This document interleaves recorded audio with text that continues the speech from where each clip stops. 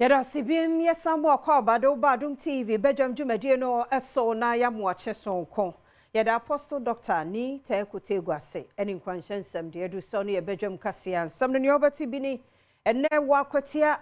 abato obekoso wo ho na womo esefata se womo boban ma bibia ye kama no woma ye krado eno ne nsem bi na yede bro Adom TV Badwam kase a uko Facebook /Adom TV extra obenya ye live ewo ho ahwe Go TV channel no ye 119 and a DSTV channel no ye 280 ko YouTube ne search Adom TV tube ko adomonline.com and semi ne sembebre so eka ho medi afia amankwa tamaklo afia ni de wientie se de nsem ni chemu ankasa etie Ghana Police Service any one more e babambo mu a wabene ye pa no egusu a wo ye won senkyere ne enne day by election ne koso ewo akwati abato mpesua no eso a Director General Operations COP Dr. Gariba and a Director General National Patrol COP Mohammed Sureja name penifo ahodo bi no omo ehwe se bibia be ye kama yato aba no ewie Ana makutia by election na nyame adom ochene de behyehyɛ so nam so ma okopi mu ewo bia honom a aposifo ede mu kokopi okokoboban ewo honom ene yede ntia hodo ama wonom ewo kwan a honom befa so ede wonjuma ewo by election no emu na we ena empanyifo a wonom ene di santity enim ene Director General Adom Operations Ghana Police Service COP Dr. Vance Garba ena fe COP Mohammed Hussein Surajo no Director General Edema National Patrol na we enam so ama Regional Director the Military Commission ewo appointment no John Apia Bafo and in Central Focus and order to just say everything is set, everything is ready, security is superb. Even they have a mobile prison van so that if somebody comes and misbehave, the person will be in prison. So everything is set. At the moment there's no challenge and we are not expecting any challenge because we've done our homework very well. Ghana Police Service actually nipa mienu efa basabasa ye koso wo sotum ene omajo eye homowo dadia na wonmu die no ehu adom kase yamane boni kwadwomensa abrampa ko ho ama wonde ya konsam so ma ohina wote adwaso ofise na imi kase nipa yi etu a wotu yenti aka ne ba kase no etwasui onam basabasa ya okodo bra na homowo afahye orkodo o sotum damanso na omanjo Juno who went terminity on Amdo Ghana Police Service. Sesha or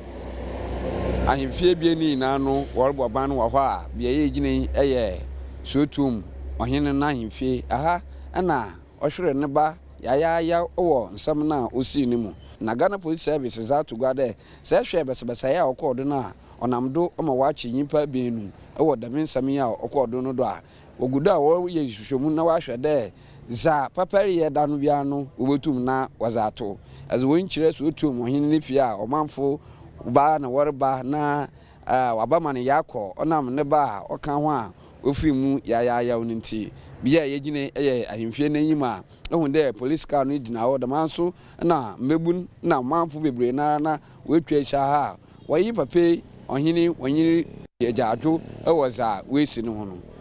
says when chire krom za ya proba ya boy no dey na zide sesi aze ya da asomdwe aba kakra police fo wo krom a worhwe dey asomdwe mapa obotum afa ne tampa efra ya ma asam no so ya beko dey za asam nechi ya hwo bebia etiri na nan bada onam police fo won hwehwemu a wa hya asa sesi a wa chi nyimpa bini kojo mensa abrampa na mansebo Greater Accra Regional Police Command say one much nipa mienu ewo majo ene so to basabasa ye koso menam so nana ahwere ne ba no ehun semni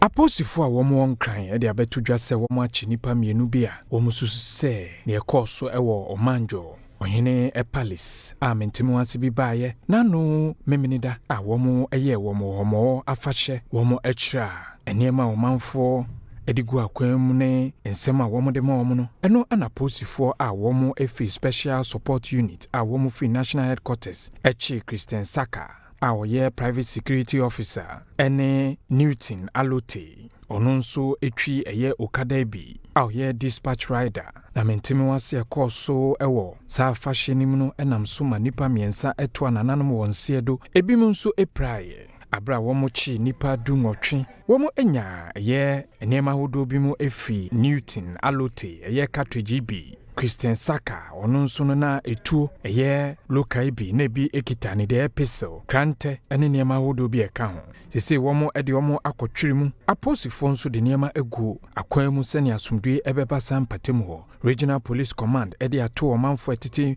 mpatem hɔ sɛ wɔn nka wɔn akɔmanto wɔn yɛn paa na obi a wɔ nsɛm bi ɛfa ne ɛkɔɔ so wɔn nso a wɔn de wɔn akanwura wɔn ɛhwehwɛ wɔn betumi ɛde ato aposifo anim na wɔn afrɛ ɛyɛ 30 phone number 18555 anase 191 aposifo ɛbɛgye oso fɛfɛɛfɛ so. Enipa dodo no na nam galamse amena yetutu ayen kata so nti na wato na nanom nsie do wo dwaboso mansi mu wo Western North mantom ne mo na foforo kra aba ya bamu a fiedu amiensa amena ye 20 yan kata so ne wato na nanom nsie rade hye ne kire se penifomfo wona yan si foma wanhwa ebeje nsem. Ene se kopi mu awudwaboso mensi no mu no ewa toye tifi mantem no mu a arewosem asi nam so ama ababa wodi mfinhia no edumiensa ane din ene test name Idrisu etinana no mu ensiedu no nyina na se galamse amena bia wono mu etu awi a wono mu ankata so abofra yi akwakotom wabra okose kokwakope enu a wono mu edebesugya ewofie na we enenam so amatememfo bia wono mu ewo empotemu ho de desre eto mensi assembly aban ena fi bambudwumekuo mpenyimfo nyina enimu se eni yetu galamse edi enti ne ba ne sa se omo ka omo se na politics na we anya politics asemu enya politics asem ye so se aban so de ne nan besi fom na galamse no wa mo mo agai de famla kwan so easy because obi da fa ne yetu galafa edi enti ne ba ne sa enti ye pomacho aban yes zero eni ye DC mon sole mayen because de yakon enkoyie ha de ha dwen pa enra yenua ene ne tifi amso amkotutweja amonam nso no ho na koi amkoi amoba na kula isuesi wo se amudwale ene ma ba akoko toma ye hu akwala ne bio emla ewu nya nipa amkoyi akwala na kwala 13 years akwala na frimu ya ama ye dwen ho ayente ase. Adom TV Badwam kase na oguso ehwe na wura bia wanya mfia aduanan num a woye kuani akromfo akobo ne tuo ekono wo pamro so ye wa atwema mpono ya mansimo e wa santimantem anaba ya me wa darafu bi basi atwem no se yasenra kana ni ye boso woni ke bia wo cheje krom tinu wo ko darafu ne ba no se ana kene si kwa jamba o toka ya kwensi mi wale seni ni kitu adia pelikema aze blani ya kuna to kwa inusu inimio anzeche omanfo a womo nso etete empatemu woni Adom News nsentwofo etwetwe nkomo no womo nso de tudwa na touch asase ejina me na me yese mi nyina ntino light na no ye de ne damani na me yese me beko nipa no de light na to me so no so timde kwa nso na ono no ko n'echi na baako etamdua eto ntimi me doje kaisa kase fa en omunim se akromfo nim se adwadifo nam kwan we so a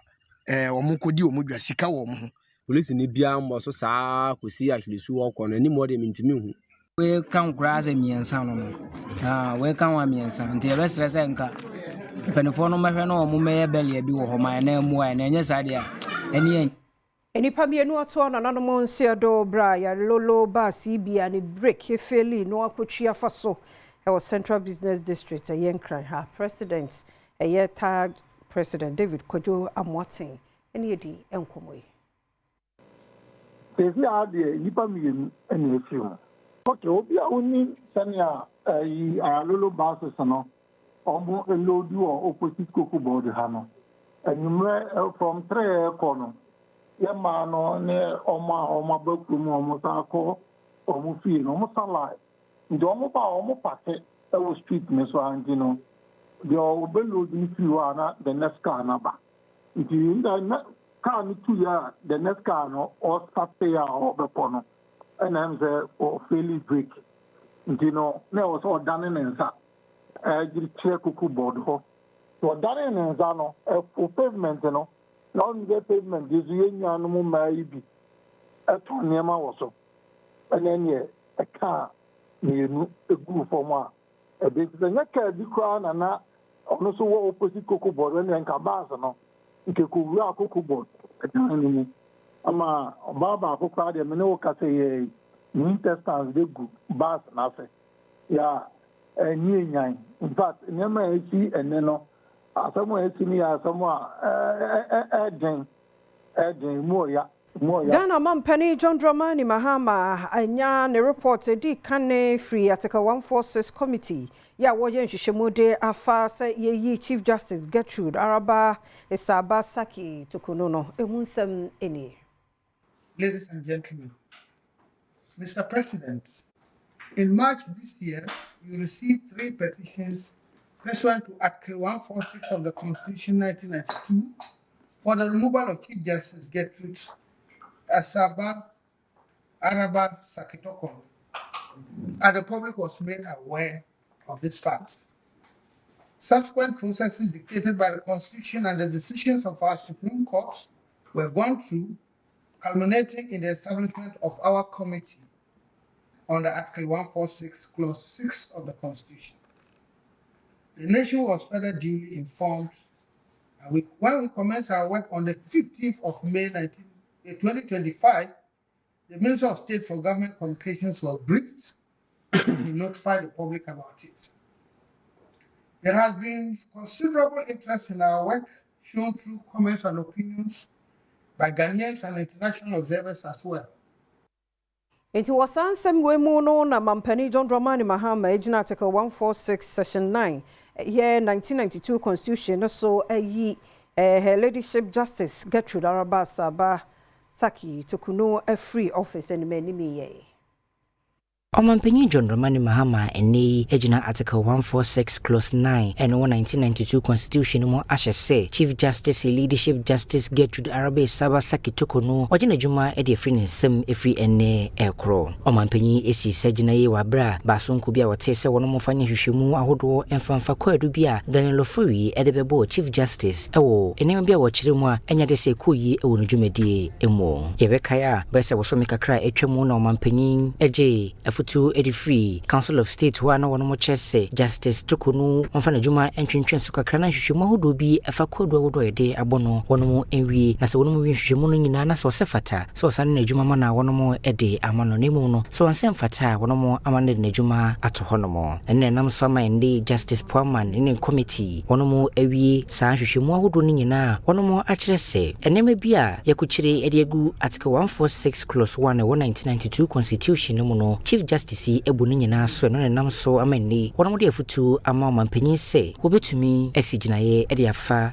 Justice Zukunu ensemi ehu ana mampanyin so etumi krona ehye no se afutu bi a committee de bema no no sapepepe ena obedi so na waye na wankrata ndi free bank siemu ebaya kasama for the mampanyin John Dramani Mahama ena afi oswafo no hwe abankita hodi ensem so Felix Kwachofu so nsahase akire se efri ene ekro her Leadership Justice Gertrude Araba Esaba Saki Tokuno enya de se woye otimwafo panyi ewo man mu ebiom na we ena wasankrata ne mu no hono ma kire se committee a wono mo ete yese woni asem mu hwehwemu no wofa kwankroje so ena sene Ghana amamna no so esie ena wono mo edidi wonjuma wono mo akwanya ama Chief Justice ayebo no kwadu ena afa kwadubofo Daniel Ofori mu nyina eba be yinsemisa awodo ano a eno ebuaye ema wosi gina ye ne wono mo esie Aminyira no so na Adom TV Badwam kase na hana brema kwan na yediesi eda semre ne adaje a wode ma ye wada wo matwen ye wode bonkrata no ne Adom online stories no ho a yede to so sesie